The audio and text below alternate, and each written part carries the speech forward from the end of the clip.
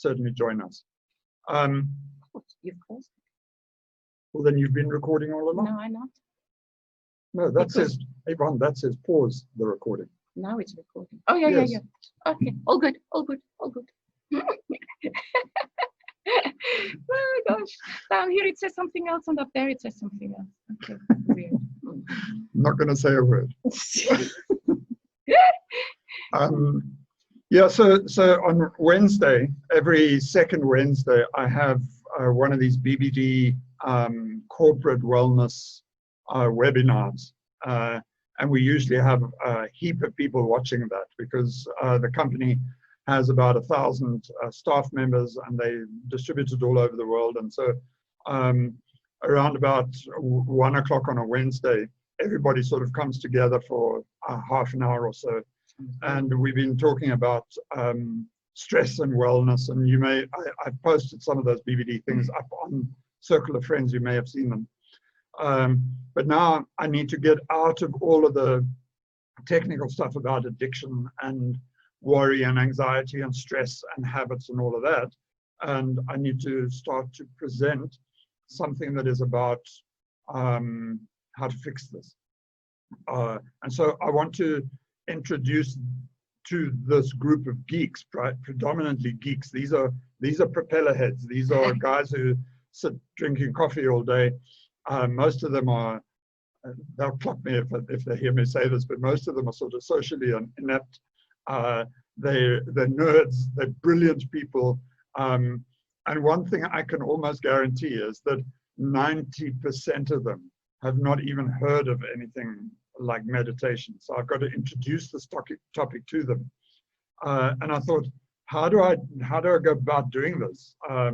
What is meditation really? And I thought, let me use Circle as a rehearsal space so that we can try and see how to go about. So what I wanted to do with this group, since I use quite a lot of slides with them, is I'm just going to share something here.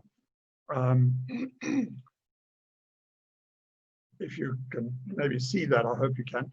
But what I want to do with this group is I want to show them this picture. And this is a bit awkward for me to do, but this is a person. And no, that's not going to work. I'm going to change everything there. So I'll have to just do it this way. So this is a person. This can be me or you or anyone else really. And on this drawing, one wants to, I want to draw a line. I'm just looking for a different color here quickly. I want to draw, this thing's a bit brain dead. Not the person, I know the person is completely dead. But I want to draw a line running through the middle of that person's brain. And there are two sides to this. There is the bottom part of this, and there is the top part of this. And this is just a schematic. Shame this little person has lost their arms here. What this drawing really, what I want to get across with this drawing is that there is a lot of input stimulus coming into the body, visually, in an auditory way, kinesthetic way, olfactory, which is smell, and gustatory, which is taste. And all of these 5 senses find their way into the neurology of the person. And while those signals are traveling, if I touch, yes, I can. No, they can. Oh, I don't know. They still see me in the top corner. Okay. Okay. So I'm lost now. Sorry, love. You're a great hijacker. Where was I now? Anyway, so if I stimulate my finger, then oh, it's like a backseat driver, I tell you. Then what happens is that that signal has to travel from here, the place where it's being stimulated, and it has to travel through the nerves all the way up into my brain somewhere. And while it's traveling through the nerves, me as a person, I'm incapable of sensing it. I do not know it's happened yet. And that sensation must come along the nervous system and get up into the brain. And only there, somewhere at this level where this line is, only at that point does it register? Can it register? And that's where it'll register as a sensation. In this case, it'll be a kinesthetic sensation, a sensation of touch. And it'll be a feeling that I get. And that feeling will just register like a blip in the radar of my mind, and it'll be done. But as a human being, I don't leave it there. As a human being, what I do is I interpret that. And I put a layer of about. It's very hard writing on the screen, but a layer of about around that.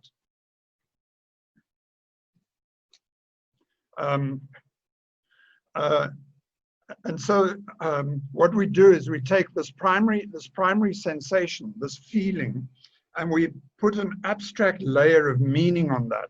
We abstract it out another layer. And as we go up a level of abstraction, I'll say something about that. In this case, ouch, it's sore, or it's sharp, and I'll give it an attribute. And this will be a meta, M-E-T-A, meta attribute. The word meta is sort of something about what I've just experienced. It's not what I experienced, it's my interpretation of what I experienced. And I don't just stop there. I might say, this is sharp. But then what I'll do is I'll put another layer on top of that and add yet another layer of meaning and say, this sharpness reminds me of when I pricked my finger on the rose. And it's even more about the sensation. It's a layer about the layer about the layer. And I can go on and on and on, adding abstraction, layers of abstraction here, fluffing this thing up until it becomes very nebulous and very, no, just leave them, I know where they are. Just pick them up your way. Okay. Thank you.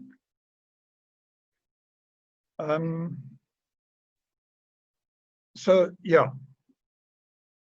yeah, I'm hijacked. Sorry, Sigi. Anyway, so we get, let me start again. We get the sensation travels through the neurology. As it travels through the neurology, we are incapable of sensing it. It is just, it's just off the radar. It hits a point somewhere in the mind where we're able to register it, but we haven't interpreted it yet. We have no perceptual context for it. It just is there as a sensation.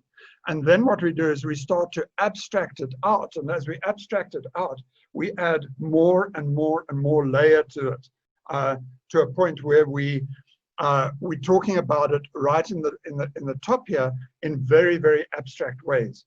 And as we get it to the very top there in those very abstract ways, it is deeply, deeply nebulous. We call these things nominalizations, I think would be the word. That's too big to write on there in this funny way. But the word is we nominalize it. And the test to see if it's real or not, let's say that this reminds me of a time a bee stung me and it was very sore and my finger swelled up. And I thought I was allergic to bee stings. And this little touch of the stylus on my finger reminded me now, through association, of a bee sting that I got on my hand. And that bee sting might have been dangerous to my life, and I might have needed medical attention. So this may through association, remind me of that time when I might have even been in mortal danger, and I might get a panic attack about that. But these are all abstractions. These are interconnected bits of belief that we have in this very complex database of all the things that we've collected about everything. I have opinions about every one of you, but those opinions aren't who you are as a real person. Those opinions are simply my collection of abstractions of who I think you are. And the test to know if this is real or not is to say, could I put that thing in a bucket and get 10 of them? So let's say it was the fear that I had of dying because it reminded me of a bee sting. Could I put the fear in a bucket and turn it into an object that I could carry around and put 10 of them in a wheelbarrow in a bucket?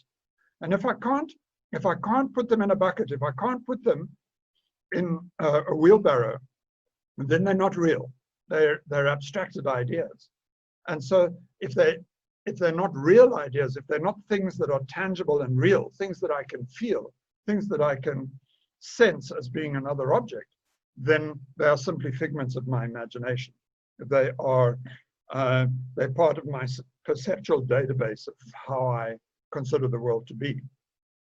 So what one can do, let me see if I can just get another color here. What one can do is one can even project outwards here abstractions about God. It looks like gas, but it's God. We think we know God, we get taught about God, we create these abstractions about God, and eventually we're out somewhere in this field of knowledge, this pool of information, these abstractions that we have about who we believe God to be. But is this the true and real God? Is this really where God is? And the answer is no. That's not God. That's our perception of what we think God is. And religion tends to take us along this kind of a path, and whether that's a formal religion like the major religions that we find on the planet, or whether this is New Age spirituality as another form of religion, most of these concepts of something like God are simply perceptions. They're not real. And so in all of the major religions, in all of the quests for spirituality and trying to find something like God.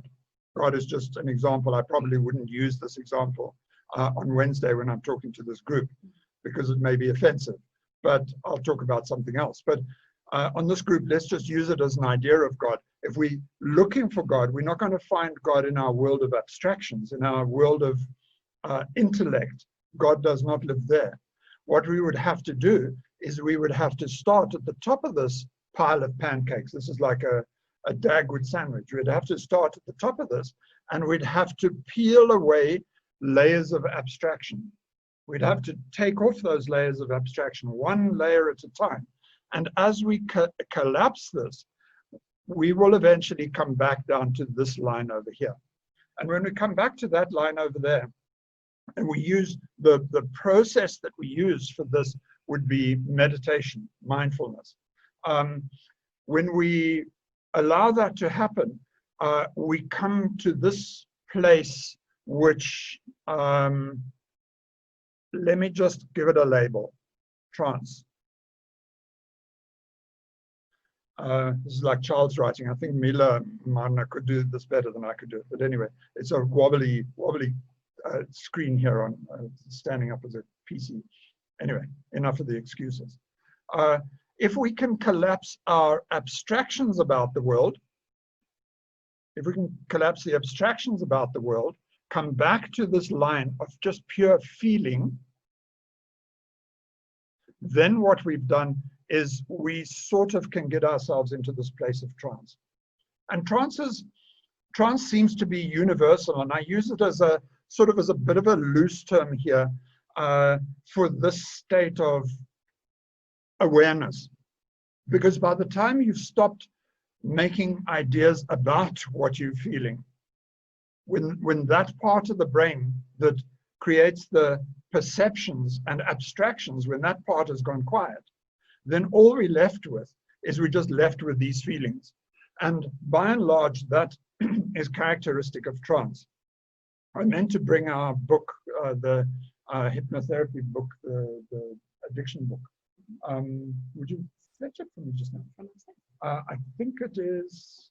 I think it's on my desk or next to my desk or somewhere up there. Yes, sure. Thanks, Judy. because I want to give you a definition that Yvonne and I worked on as to what trance really is. And I think trance is a universal state. That's the word I'm looking for. It's a universal state of pure awareness, it's pure feeling.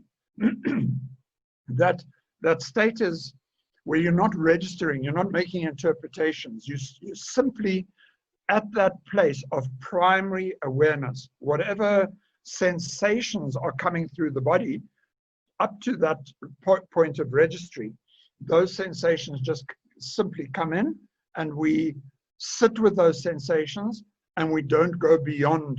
That. We don't make interpretations about that. And at this place here, this place of feeling, we're sitting in a world of oneness with everything else. We are part of it all. We are those sensations. And it's a very interesting meditation to do. I sometimes do it by myself. Thanks. If you go to the index at the back, you'll see trance definition, I think. When I'm in this kind of meditation, I'm listening to things around me. I'm aware in my meditation of birds and the dogs and the way pressure points are on my body. All of these sort of, my eyes might be closed, so I might not get the visual stimulation, but I'll probably get all of these other sensations coming in. And as I get them, it's interesting because my mind will be distracted and I'll hear a bird outside, a hardy-dar calling or something, and my mind will go to it as if it was outside of me somewhere. I think that sound is out here somewhere because that's the way my mind interprets it to be. But that's already an abstraction about it. My perception of that sound, my layer of abstraction about it is that it's outside of me. But if I drop that definition, if I drop that perceptual interpretation of that sound, then that sound is not out of me. It is me. It is part of me. In fact, the only place that it could possibly be is where it registers here, and that's inside my head. I am that sound. That sound is a sound that I'm registering somewhere in the very deep parts of my subconscious mind. And that sound so happens to be percussion waves that have hit my eardrums, that have caused electrochemical signals that have gone to that part of the brain where they've registered. But if I refuse, or choose not to add the layer of interpretation about that sound, then that sound is simply me. And it's a very weird feeling that. It's a very weird bit of awareness that, where all of these things that so happen to be landing on that spot of registration right in the middle of all of this, that is actually me, and not these things outside of me. Thanks. Yeah, just keep it there for a second. So it's hard to hold one's mind there because we have a reality checker, and that's this frontal part of the brain. And this reality checker is always trying to take patterns and match those patterns with what is known. But what is known is already these things that are about here. This is what's known. We can never know this on the line because those things are uninterpreted. They just come and go. They just happen. So every time there's a pattern, a sound, like the sound of the hardy-dar, you see, even right now, I call it the sound of the hardy-dar. But if there's a sound pattern, I take that sound pattern, I almost refuse to let it just happen. I take it, and part of my reality checker, for my own safety, I would imagine, and that's an evolutionary thing that is to our advantage. We take that sound, and we have to map it to a pattern somewhere. And I identify it. It's a hardy-dar. It's sitting outside in the tree. It's safe. It's just calling to another hardy-dar, or it's just an alarm call that it's making. But those are all my own interpretations on it. And the moment I can identify it as a hardy-dar, I feel safe because it's something known. If this was some weird screeching sound outside that suddenly happened, my attention would be drawn to it. I wouldn't be able to map it because it does not map against any of these attributes that I have around a sound like that. It's new. It will grab my attention, and I may have a flight and fight response to it, or I might have a desire of curiosity to go and identify what it is and to create another layer of abstraction about it, so that next time I hear that sound, it's not as foreign and not as scary as this one, as this new sound. So I hope I'm making sense. I need to refine this argument when I talk to these guys on Wednesday, but this is kind of where I want to go with this. When I sit in meditation and I get myself down to this central point where input stimuli just happen and I'm not interpreting them, I can manage to do that in little bursts. But it is so ingrained in the brain that we want to abstract it and check it and match it against the database for reality checking, that it is hard to pull the mind back so that we end up in a space of just pure feeling. It's hard to just hold that interpretation, or not the interpretation, the feeling, the sense, without the interpretation. And that's the art, I think, of meditation, is to come into this trance space. So if I just read that definition Is this of the trance, one you wanted? Huh? this is the one, yeah. Trance induction is the act of leading, persuading, or influencing oneself or another person into a state of complete preoccupation with one's inner world. Okay, so this, I'm going to read that definition. We're going to read that definition again. We're going to unpick it a little bit. I'm not happy that that was written maybe 3 years ago when we wrote the book. I'm not happy with that definition. I think that definition needs refinement a little bit.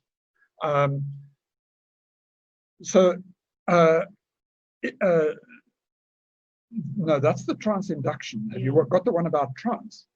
I think it's just a bit before that. Before that. Again, it's one of those bulleted. It's even before this. Yeah. Yeah. Trance is a time of complete preoccupation on one's inner world that suspends one's reality testing or conscious criticism, leaving one in a state of disengaged, abstract awareness and heightened suggestibility. Yeah, I think that makes a lot more sense. So that's correct. Let's just go through it again.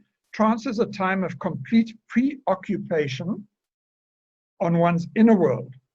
Okay, so this is not this part of the brain here, and this drawing's getting a bit messy, but that central core there. Well, let me backtrack a little bit. The brain is encased in this bony shell. It's quite an interesting concept or realization to come to understand that this brain has never seen the light of day. It does not know what the outside world is about. It has never been exposed to the outside world. It is completely and utterly shielded in bone, and then it's got membranes to protect it and fluids to cushion it. It does not know what the outside world looks like. It hasn't seen it, has never been exposed to it, not unless someone's drilled a hole in your head or taken off the top of your head to do some neurosurgery. But yet, even though the brain is completely encased in this dark space, your entire perception of reality as a being seems to happen inside your head. Okay, emotions seem to happen inside the chest, in the heart, but the rest of the reality seems to happen inside the head. So when I say trance is a time of complete preoccupation on one's inner world, it's hard to even say that because in terms of the brain, there is no outer world. Every single thing is the inner world. The idea even of the inner and the outer world is simply an abstraction away from the line of feeling, away from that line of awareness. So even that is hard to say. But in that world of in that world of duality where we've got the idea of inner and outer, then trance is where you focus entirely inwardly. And for you to focus entirely inwardly, what you would have to do is you would have to suspend or deal with the outer world, which only comes in through the five senses, in a very different way. You'd have to slowly detach yourself from that outer world. But can we do that? Can we have a switch somewhere here in the spinal cord and just put a little insulator in there and stop all of this from coming into the brain? No, certainly not. It will always flow into the brain.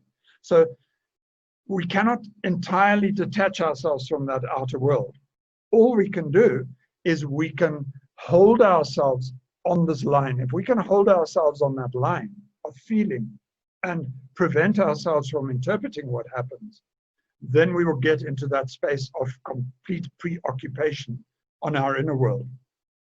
And the definition goes on. It says, the first part was, trance is the time of complete preoccupation on one's inner world that suspends one's reality testing or conscious criticism. It stops this part from creating these stories about the world. It stops the meta attributes from occurring. We do not allow ourselves to create meta states of thinking about the things that is coming through our nervous system and into the brain. This leaves one in a state of disengaged abstract awareness. So it is disengaged to a degree from the outside world. It is in a world of complete feeling, and we do not go into meta states. We prevent ourselves from going into meta states about this world that is coming into us.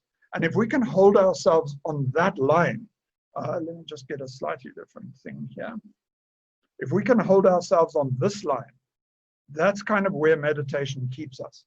And it keeps us in the state of trance. Trance of itself puts us in a heightened state of suggestibility. That just so happens to be a side effect of that. And hypnosis exploits that side effect of trance, that suggestibility component of being exactly on that line, being in that trance state. So if God is not up here, because God is not this clever, well thought out, learned, erudite concept that we have of the divine being, then where is God? If we, through meditation, collapse ourselves back onto the line, then where do we find God? And it was interesting reading in the Kabbalah some time back that God may really be here below the line. And that was a hard thing for me to try and conceptualize. How could you get below the line? And so it's a little experiment I do with clients from time to time. Once we're in a state of meditation, the meditation induction or the trance induction would go a little bit like this. Close your eyes. So that would get rid of the visual component at least. Most people are programmed with these as the three primary inputs. They encode the world. Their primary encoding is around visual, auditory, and kinesthetic. These account for very little smell and taste. And so once you've closed the eyes, what you've really done is you've helped that person shut out some of the stimulus. And so this part is not getting to the brain. We're going to get some of this. And hopefully, over time, as a person just sits still and doesn't move the body, this dies out too. The sense of touch dies away. And all you've got left is just the sound of the voice, if it is hypnosis or prayer or whatever it is that is, or just some meditative induction helpfulness for that client. You've just got the one lot of stimulus coming through to the brain, and one can deal with that and make sure that there are no interpretations happening in that. So the first thing is get the body still, which is a hallmark of trance, because if you can get the body still and the eyes closed, at least you've shut out a lot of the stimulus. You're not going to be distracted by that. The next thing to do would be to focus on a single aspect, because if you can focus on a single aspect and you can hold your attention there for long enough, then what will happen is that the conscious part of the mind starts to die down. And all of this above the line, this is the conscious mind, and all of this is the subconscious mind. And when you get the conscious mind to die down, when you can stop that part, when that part faints in a way or goes offline in a way, then it sort of holds one here on the line.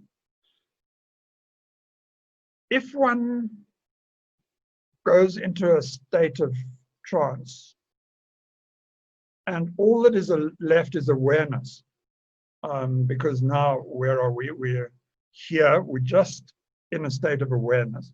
If we can hold ourselves purely in that state of awareness, there's a good question to ask. And that is, what if I posed to this person now in trance? What if I said to them, is it possible for there to be a body without a mind? Is it possible for us to have a body that has no mind at all? And it's quite an interesting question, that. And the answer is that it happens all the time. Every single person lying on an operating table somewhere is a body without a mind. Chemically, that mind has been taken offline. Life is still there, memory is still there, everybody's perceptual schema are still there. When they come back online again, they remember who they are. They've got their personality and language and memory, and they know their way around and all of those things. So it is possible in general, under general anesthetic, to have a body without a mind.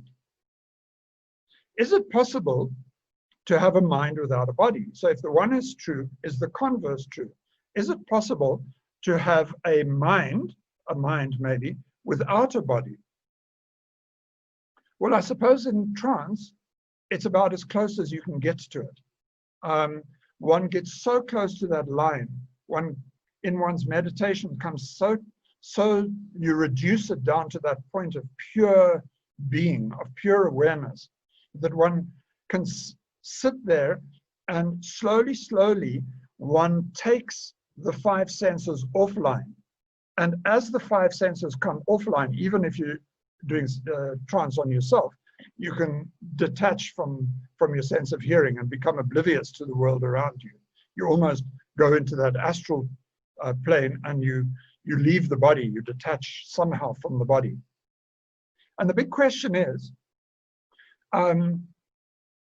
how could you prove, since we're talking about mind and body, how could you give me empirical proof? If I was a scientist and you had to prove to me that you had a body, how could you prove to me that you had a body? What evidence could you give me that would satisfy my curiosity as a scientist to prove to me that you actually have this thing called a body?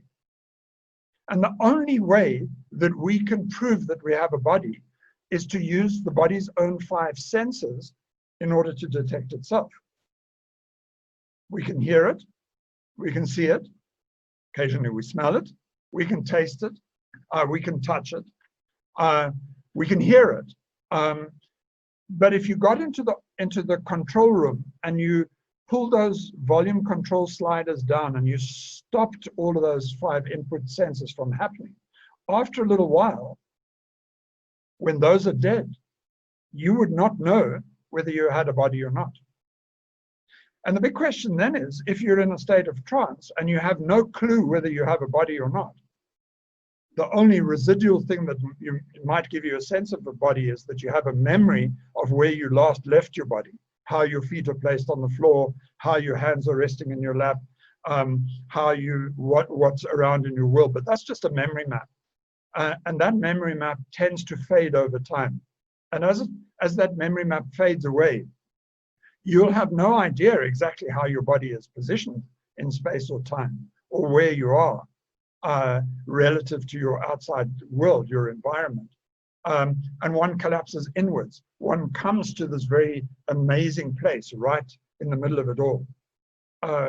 And when one is there, one sits in that space. Let me get just another color going here. One sits in this space, and one is left with just two things now.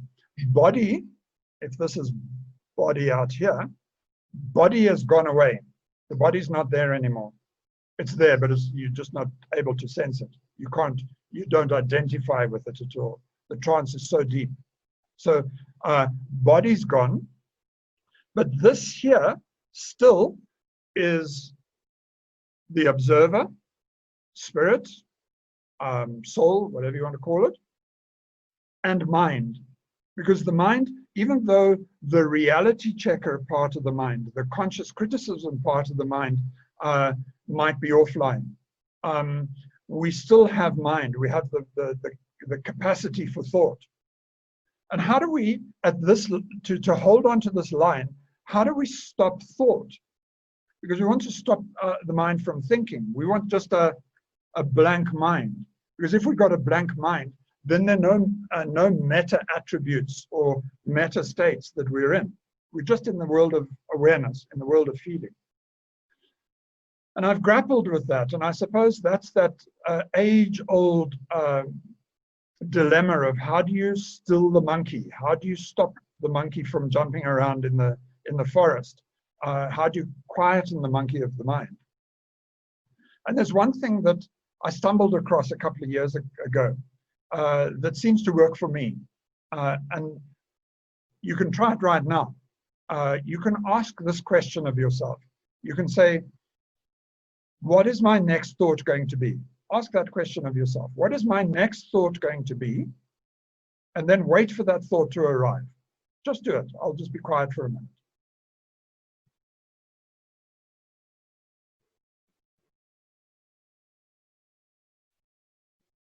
And notice if you ask yourself the question, what is my next thought going to be? And you wait for it, your mind doesn't think another thought. It stops. Bang, just like that. It's because the thinking part of the mind is a state machine. And a state machine, it's a mutually exclusive state machine. That's my description of it. And to give you an idea of what a mutually exclusive state machine is, let's think of a chessboard. A chessboard has half of its squares are white and half of its squares are black. A solitary chess piece, say the pawn, can be in the middle of a black square or in the middle of a white square, but it cannot be in the middle of both of those squares at the same time. Insofar as a chess piece is concerned, insofar as that pawn is concerned, the chess piece, the board, has mutually exclusive states. It can be only in one state at a time. It cannot be in multiple states at a time. It cannot be in an adjacent square and this square at the same time, and it cannot be in all squares at the same time either. It can only be in one square at a time. And of course, it can transit slowly from one square to another. It can slide across the board and go from a black square to a white square, or from a black square to another black square. But it can't be in both of those squares at the same time. And we know, as clever as the human brain is, that it's a state machine. It can only be in one state at a time. It cannot be in multiple states at a time. Not the conscious mind, anyway. The subconscious mind can, but the conscious mind can't. And so when you ask the question, what is my next thought going to be? And you wait for that thought to arrive, what happens then is you lock the mind in a state of waiting rather than in a state of thinking. You preclude it from being in a state of thinking, and you hold it trapped in a state of waiting. And in that moment, while you've got it in that state of waiting, it can't do anything else. You caught it. It's in a catch-22. And just for a while, it may be a second or two, there are no thoughts.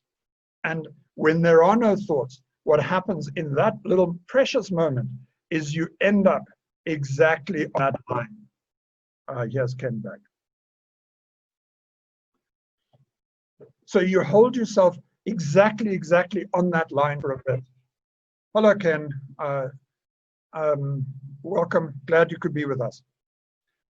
So it's a very precious space, that, and I like, you know, I started off way back when, completely after formal religion, I just kind of threw all ideas of God away.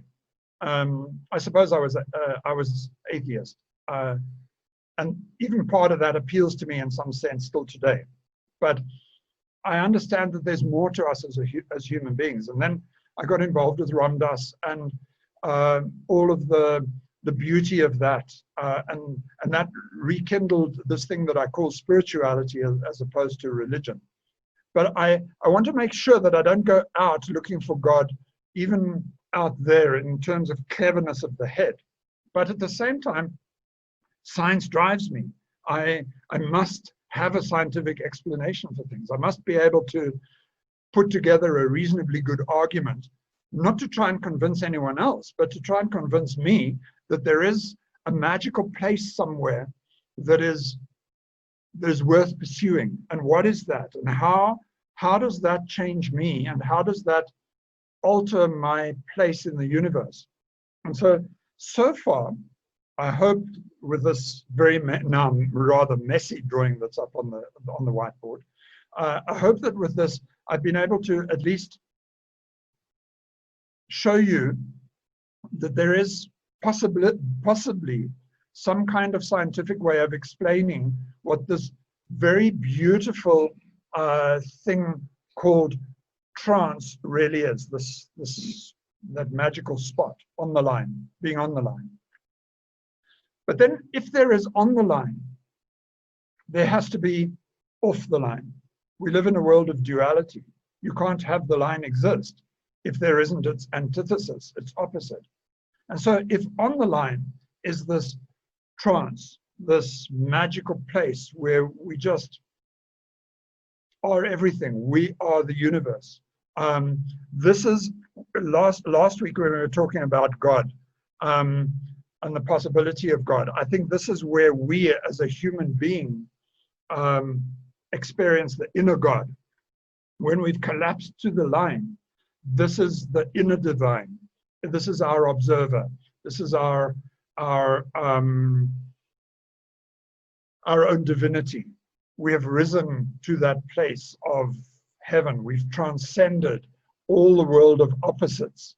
We've collapsed that around, and we've come back to this highest, most noblest place within ourselves. But that still is the line. And if there is a line, there's got to be above the line and below the line, and the line and not the line. And where do we find God? And is it possible then to come off the line in some sense? What would happen in my meditation if I could absolutely stop and detach from anything that I might call body?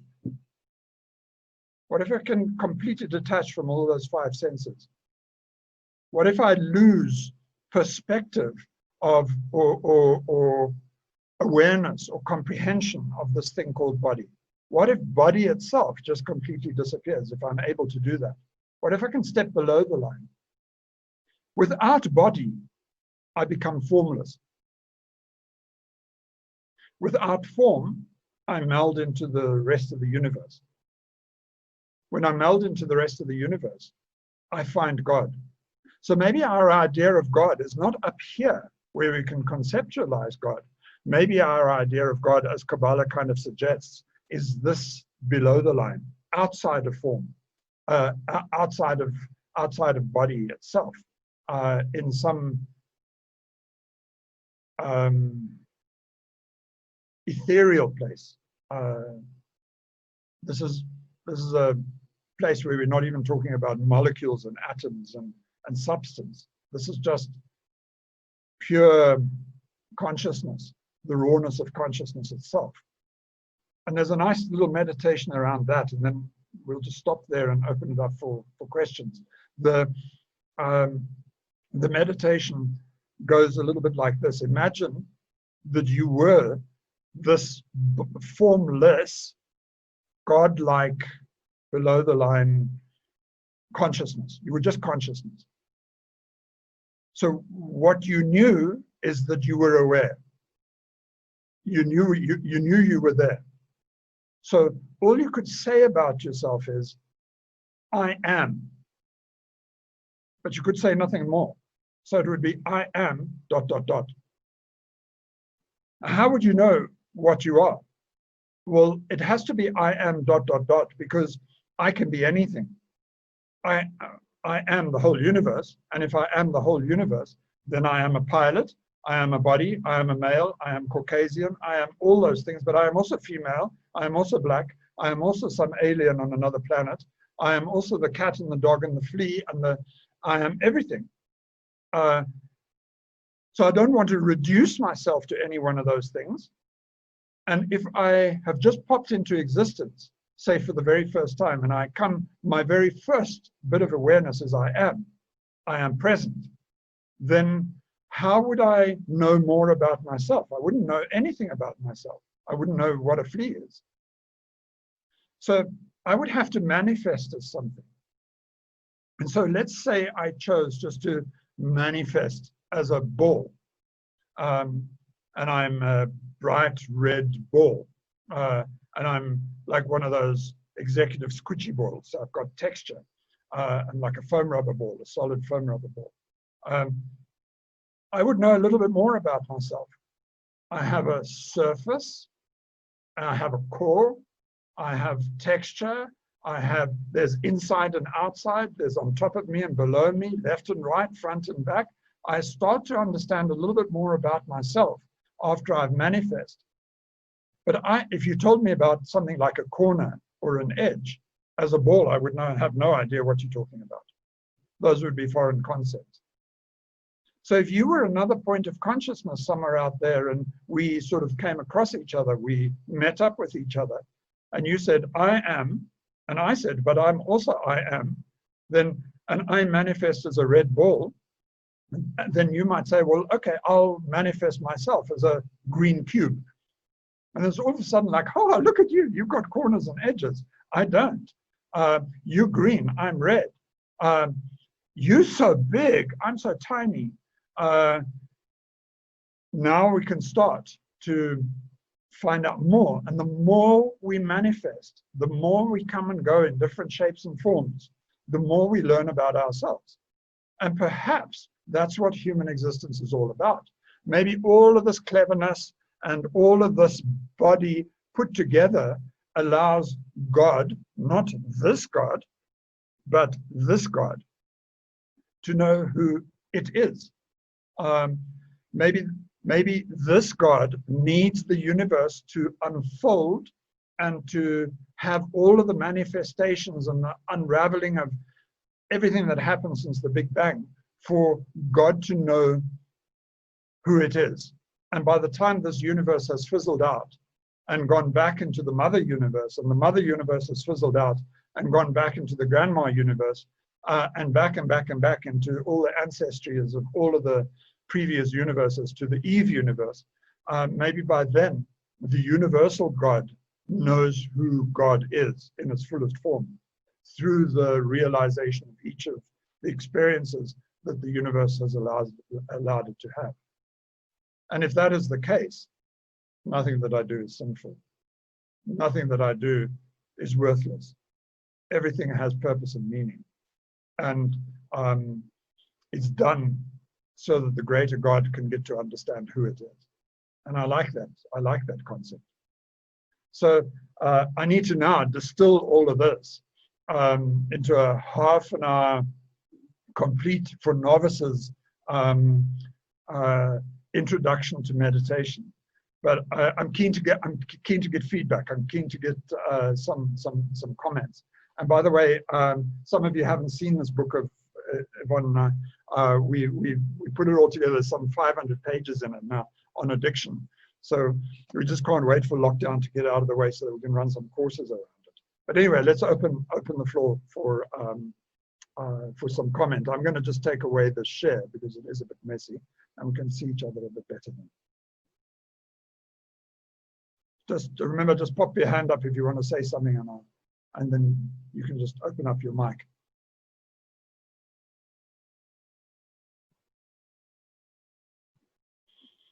You're either completely confuzzled.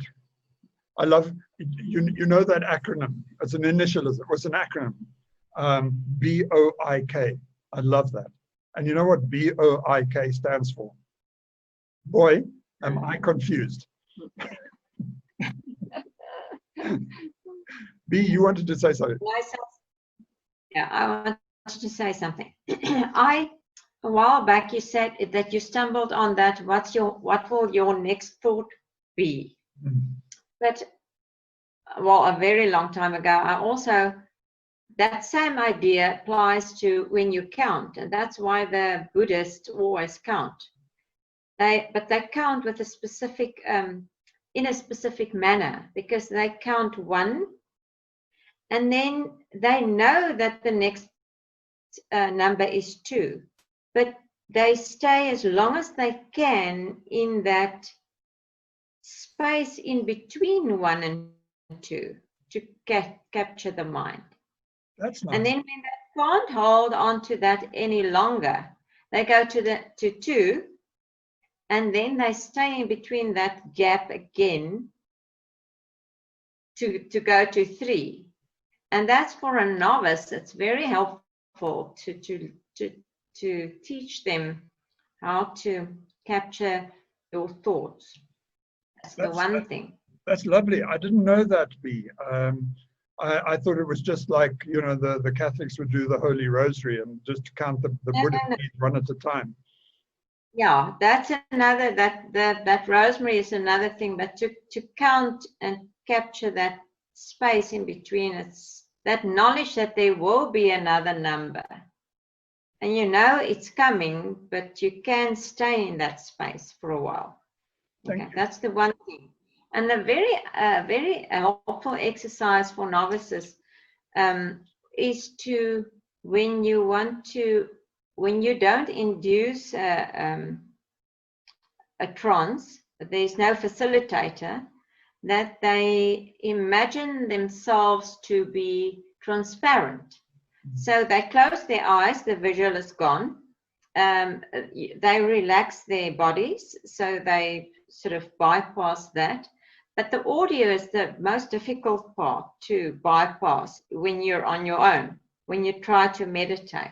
So for a novice to start off by imagine themselves as transparent, and they hear the sound of the bird or the bark of the dog, but they don't attach anything to them. They imagine that they're transparent, they heard it and it went through them. It passes through them.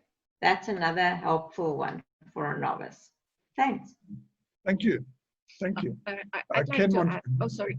Can I just add on to that what you said, Beatrice? Because Ashok Jain, when he came here to South Africa, he has a meditation for novices, and it ties into that. He says, when a thought comes, we hear it, let it come through, but don't hold on to it. Let it pass through you as a wave of wind that comes through you until the next one comes. And just let it come through and let it browse through you like wind.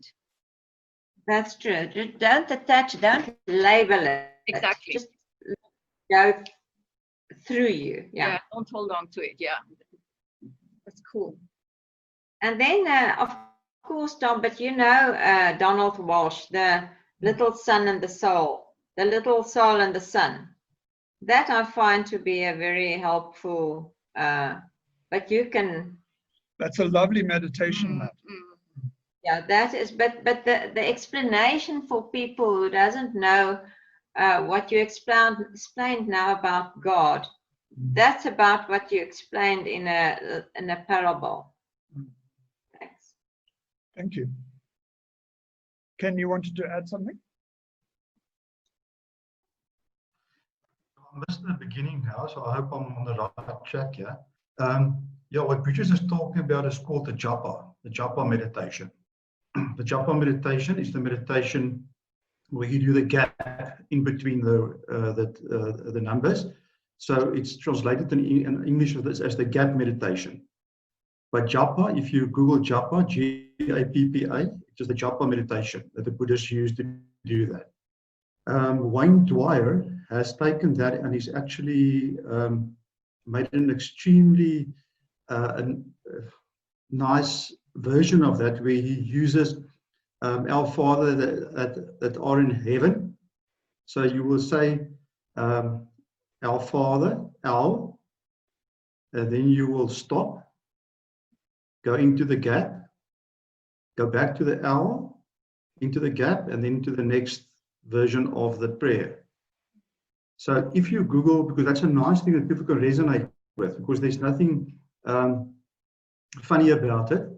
Our Father that art in heaven. She only uses that, and he uses the gap in between that.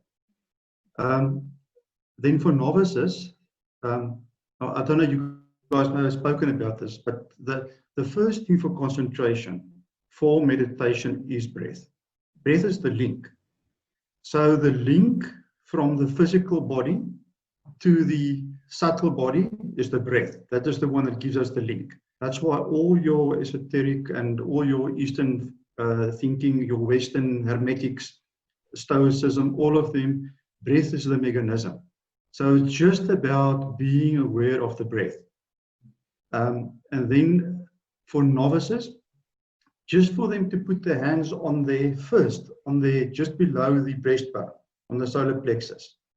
So when they do the breath, just to sense and feel the breath going down, breathing from the solar plexus. And once the breath has settled, then they move it down past the navel to the dantian, or that area below the navel. And then they breathe there. And just to sit and breathe. And an analogy to use is something like a magnet. So as the breath settles from downward, going down into the body, it settles in the upper abdominal, then it settles down in the lower abdominal. It's like a magnet. Once it settles, that lower abdominal will, like a magnet, pull the mind into it. So it's not something to force. It's something to allow to happen. Thank you. Yeah, Ken, just to set the context, I do these BBD webinars once every fortnight, and I've got another one coming up this coming Wednesday. So we were talking about meditation.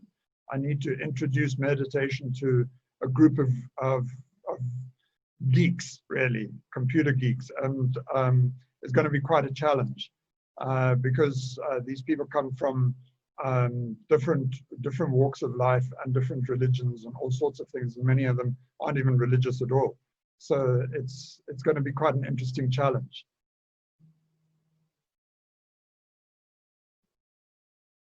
May? Yeah, I want to just ask something. The connection was very slow in the beginning, so a lot of what you said I didn't hear. But I just wanted to ask, why necessarily do we? Why are you bringing God into the meditation, the concept of that, and the religion? Because of the people's perception?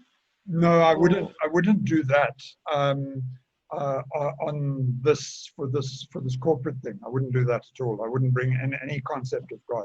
I would bring in some other kind of concept, and the way we will extrapolate thought. You know, I'll probably use some metaphor like a cell phone, and how we've you know, gone layer after layer and built until we're in this abstract world, cyber world, that's so far away from reality, and how we can get lost there, and how we even feel that our friends that we're seeing as pixels on a screen are real, and meanwhile they're just virtual. So you're right. I wouldn't introduce the concept of God to them. That'd be too risky. Yeah, because I was just wondering, why are you making it so difficult? It's this huge thing that you're bringing in. Yes, I was like, don't do that to yourself. I do it only here because I can get away with it here. Yeah. Well, maybe he likes trouble. Okay. Say again, B?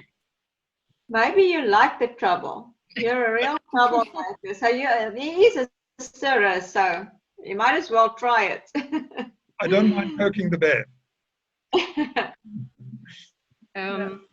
You know, I can just add something, one more little thing that I was just thinking also with the intermittent connection. I don't know what fits and what doesn't, but it just a little combination of what I have from my own experience of spirituality and coming from the NG religion, you know, having grown up in that kind of environment. Also, there was just something that I appreciate someone saying so simply once, is that we sometimes, because of our religious concepts, we assign human values to God instead of understanding that we are an extension of God, you know, like made in God's image. You know, we try and humanize the God and say, you know, he or she, a person, you know, a thing outside of us. That adds to what I see as the separation. You know, you're talking about things outside of yourself, and that's what makes it in my understanding mental religious thing instead of an I am, an experience of it, if that makes sense. Well, if you go back to the experience of Sundance that we talked about, why during a vision quest or why during Sundance do we fast for 3 or 4 days without food and water? And one of the reasons is to shut out those senses and to collapse those, the top and the bottom, to stay in that sense and in that state of, because then you are in a perpetual trance, and you don't even have to worry about any meditation of getting there, because you are there and you remain there. And that is, to me, I mean, part of it is, of course, the sacrifice of not indulging in foods and the worldly things, but a greater reason, to me, the way I understand it, is to precisely collapse those two opposites and be, like Chief said, that path, that journey from here to here is facilitated through the fact of fasting, where the body's senses of hunger, because I promise you, you're not hungry, you're not thirsty, that completely disappears. I can honestly say, I did not think of food, I did not think of water. It was not a feeling of deprivation at all. It is very strange to say so, but it really is like that, because those senses just disappear and you just are. So if you want to just be the I am, that is a very easy way of getting there, to extract yourself for 3-4 days and go into that space. And it's an amazing space. Pardon my distraction. I forgot to pay one of my staff members, and they're out somewhere buying groceries, and they probably don't have money. So I had to do a quick transaction. So Ivana, I was a bit distracted. That was about fasting, did you say? Yes, about the fasting. The collapsing is exactly, the fasting is getting from this state to this state together to that midline where you have no more senses, because you're shutting them out, and then you don't have to do any meditation or breathing exercises or anything, because you have actually bypassed all of that and you are in this space, I am. And as you know, I told you, you're just not hungry, you're not thirsty, you just are. It's a blissful state to be in. I remember going and doing like 3-day fasts, and the first day is just headache and you know, awful. And the next day you just want to eat anything that moves. And by the third day, there's just energy and light. And it's just so beautiful that I could stay there for another 10 days, you know. I can understand. Let me just take this call. We actually prepare the vision quest and the fast beforehand, a week before I go off coffee, so you do not have headaches, because I go gradually off coffee and then into decaf coffee and then into no coffee, so that I'm 2 days clean of those things, and obviously no alcohol for a week before. So then you do not have those headaches, which then distract, because you don't want to draw your mind to something. And if you can eliminate all of those toxins and eat healthy for at least that week before, very simple, then that is also helpful. Then you benefit of all the 3 days, and you don't have to waste 1 or 2 days going through what Tom just related.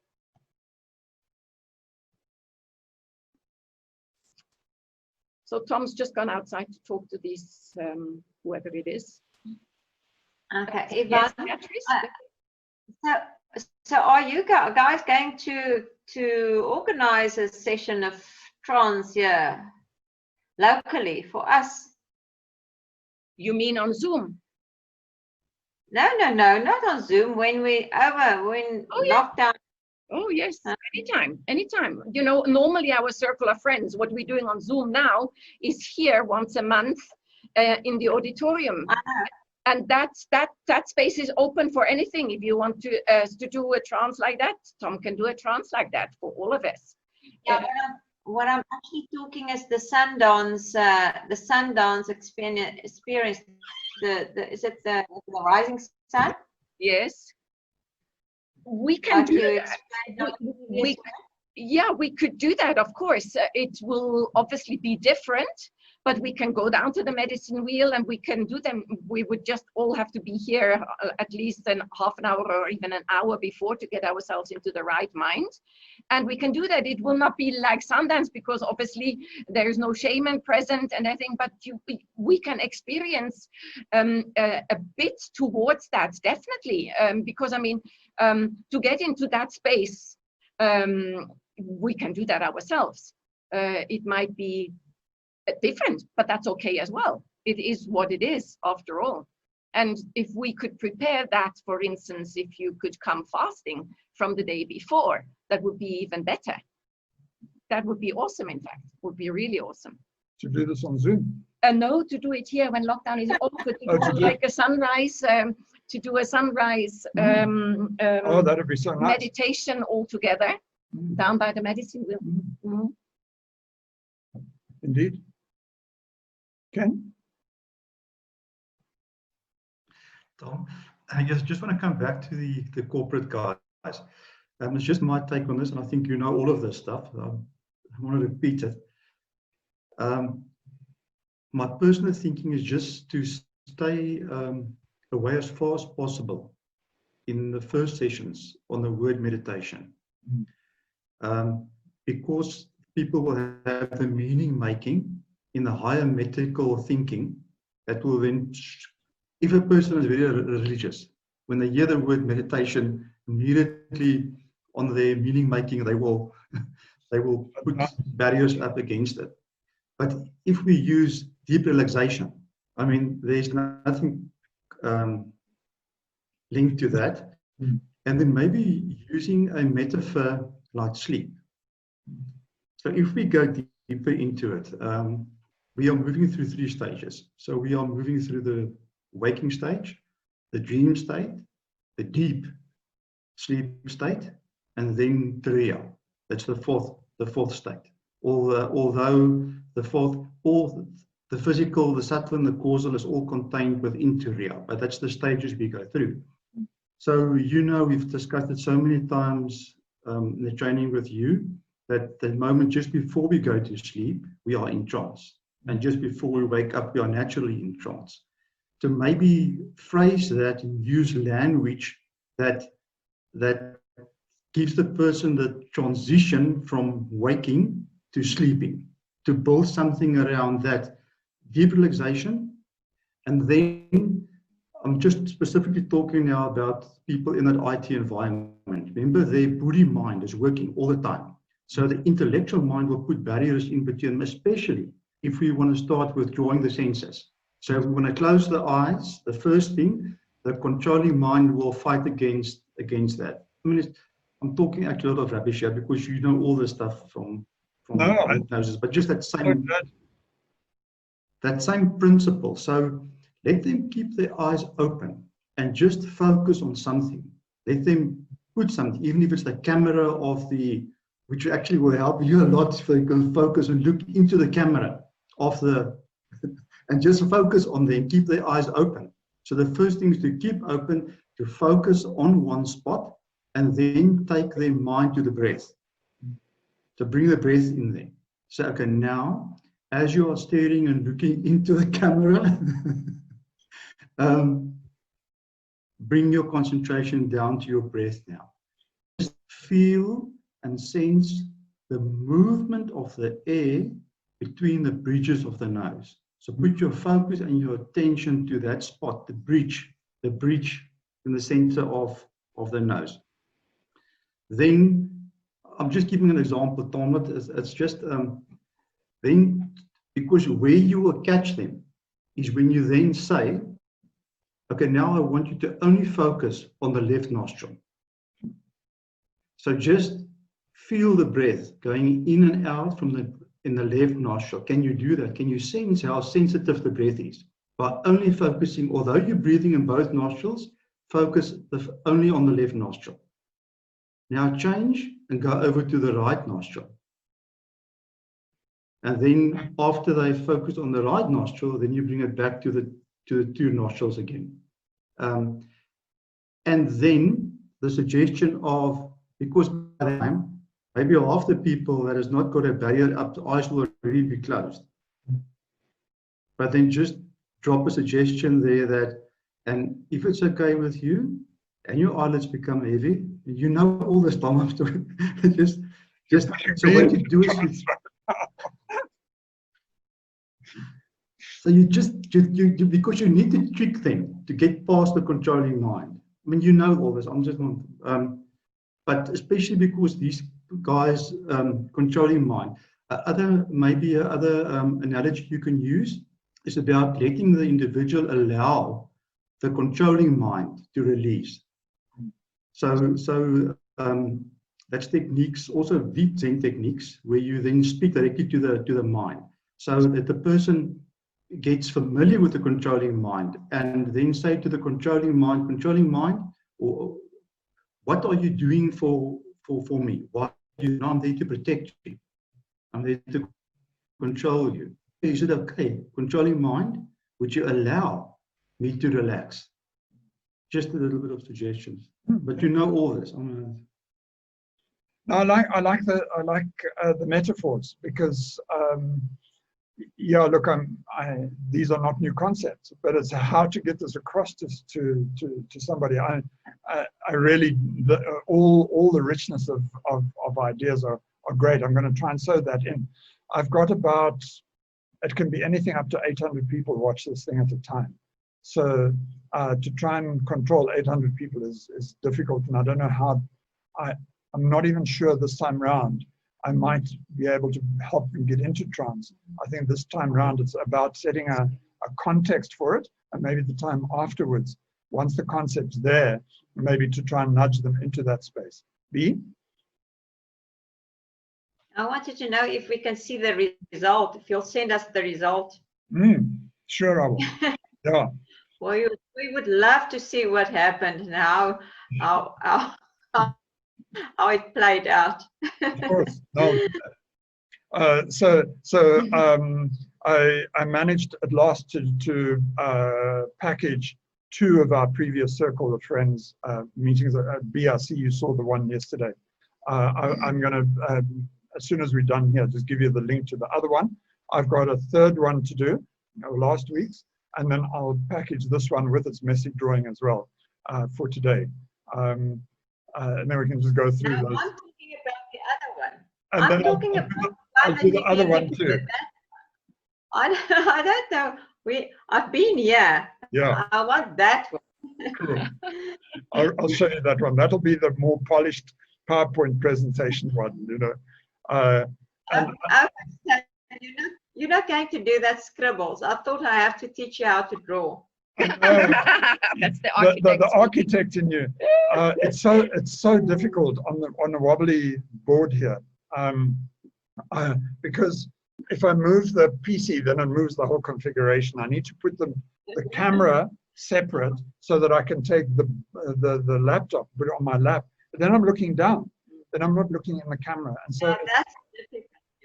Yeah, it's more complicated, this thing, you know.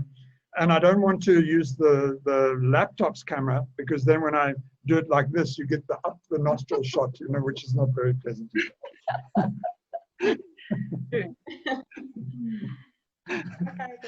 Tom, use that for them.